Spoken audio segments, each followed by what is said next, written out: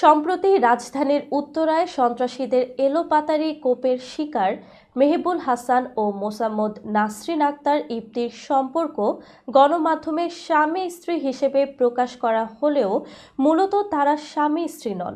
বুধবার প্রকৃত স্ত্রী দাবি করে গণমাধ্যমে এমনটি জানিয়েছেন এক নারী।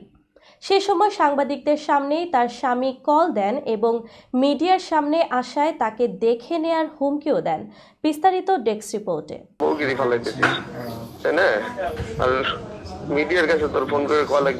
সাংবাদিকদের ওই নারী জানান, উত্তরায় হামলার শিকার মেহেবুল হাসান আমার স্বামী। পাশে থাকা ওই নারীকে আমি চিনি না, তবে কিছুদিন ধরে বুঝেছি আমার স্বামী অন্য কারোর সঙ্গে কথা বলেন।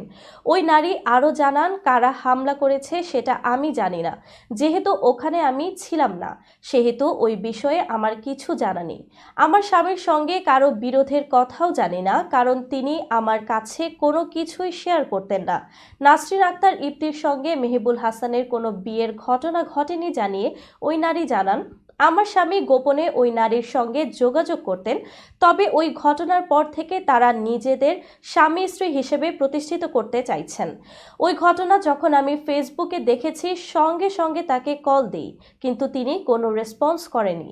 পরে হাসপাতালে গিয়ে তার সঙ্গে আমার কথা হয়। তিনি আমাকে এ বিষয়ে সাংবাদিকদের সঙ্গে কথা বলতে নিষেধ করেন। সাংবাদিকদের সঙ্গে কথা বলার সময় ওই নারী তার শাশুড়ির সঙ্গে লাউড স্পিকারে ফোনে কথা বলেন এবং তার স্বামীও লাইভ চলাকালীন সময় কল দেয়। লাউড স্পিকারে স্পষ্ট শোনা যায় মিডিয়ার সামনে আসায় স্ত্রীকে হুমকি দিচ্ছেন তিনি।